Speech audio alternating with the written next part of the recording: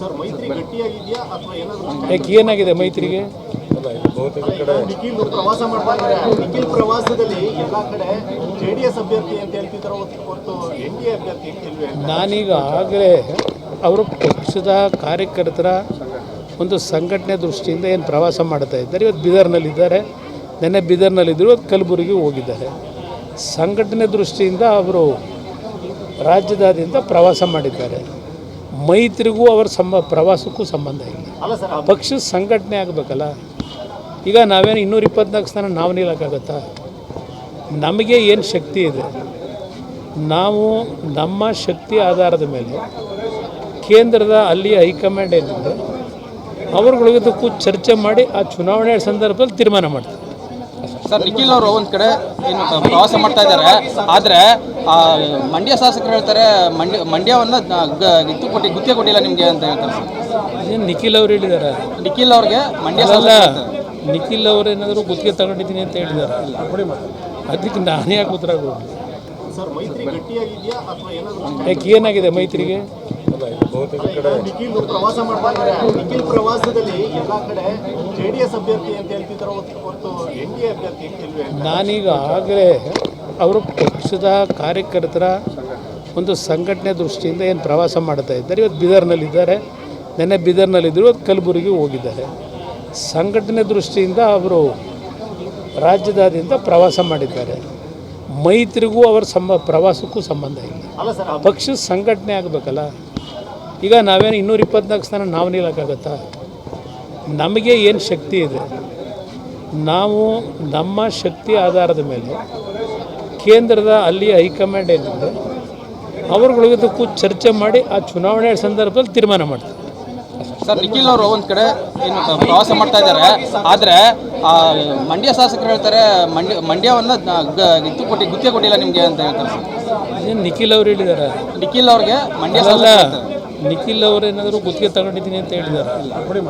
ಅದಕ್ಕೆ ನಾನೇ ಯಾಕೆ ಉತ್ತರ ಕೊಡಲಿ? ಸರ್ ಮೈತ್ರಿ ಗಟ್ಟಿಯಾಗಿದೆಯಾ ಅಥವಾ ಏನಾದರೂ? ಯಾಕೆ ಏನಾಗಿದೆ ಮೈತ್ರಿಗೆ? ನಿಖಿಲ್ ಪ್ರವಾಸ ಮಾಡ್ತಾ ಇದ್ದಾರೆ. ನಿಖಿಲ್ ಪ್ರವಾಸದಲ್ಲಿ ಎಲ್ಲ ಕಡೆ ಜೆಡಿಎಸ್ ಅಭ್ಯರ್ಥಿ ಅಂತ ಹೇಳ್ತಿದ್ದಾರೆ ಹೊರತು ಎನ್ಡಿಎ ಅಭ್ಯರ್ಥಿ ಅಂತ ಇಲ್ವೇ? ನಾನೀಗ ಆಗಲೇ ಅವರು ಪಕ್ಷದ ಕಾರ್ಯಕರ್ತರ ಒಂದು ಸಂಘಟನೆ ದೃಷ್ಟಿಯಿಂದ ಏನು ಪ್ರವಾಸ ಮಾಡ್ತಾ ಇದ್ದಾರೆ. ಇವತ್ತು ಬೀದರ್ನಲ್ಲಿದ್ದಾರೆ, ನೆನ್ನೆ ಬೀದರ್ನಲ್ಲಿದ್ದರು, ಇವತ್ತು ಕಲಬುರಗಿ ಹೋಗಿದ್ದಾರೆ. ಸಂಘಟನೆ ದೃಷ್ಟಿಯಿಂದ ಅವರು ರಾಜ್ಯದಾದ್ಯಂತ ಪ್ರವಾಸ ಮಾಡಿದ್ದಾರೆ. ಮೈತ್ರಿಗೂ ಅವರ ಪ್ರವಾಸಕ್ಕೂ ಸಂಬಂಧ ಇಲ್ಲ. ಪಕ್ಷದ ಸಂಘಟನೆ ಆಗಬೇಕಲ್ಲ. ಈಗ ನಾವೇನು 224 ಸ್ಥಾನ ನಾವು ನಿಲ್ಲಕ್ಕಾಗತ್ತಾ?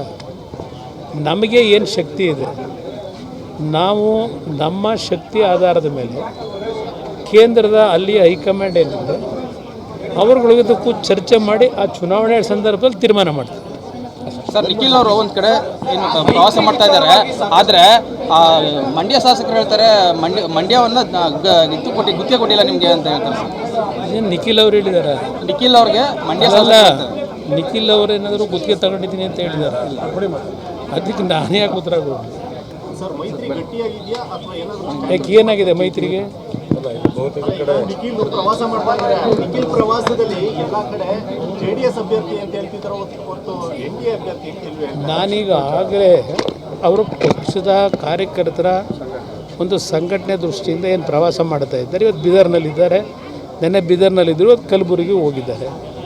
ಸಂಘಟನೆ ದೃಷ್ಟಿಯಿಂದ ಅವರು ರಾಜ್ಯದಾದ್ಯಂತ ಪ್ರವಾಸ ಮಾಡಿದ್ದಾರೆ. ಮೈತ್ರಿಗೂ ಅವರ ಪ್ರವಾಸಕ್ಕೂ ಸಂಬಂಧ ಇಲ್ಲ. ಪಕ್ಷದ ಸಂಘಟನೆ ಆಗಬೇಕಲ್ಲ. ಈಗ ನಾವೇನು 224 ಸ್ಥಾನ ನಾವು ನಿಲ್ಲಕ್ಕಾಗತ್ತಾ?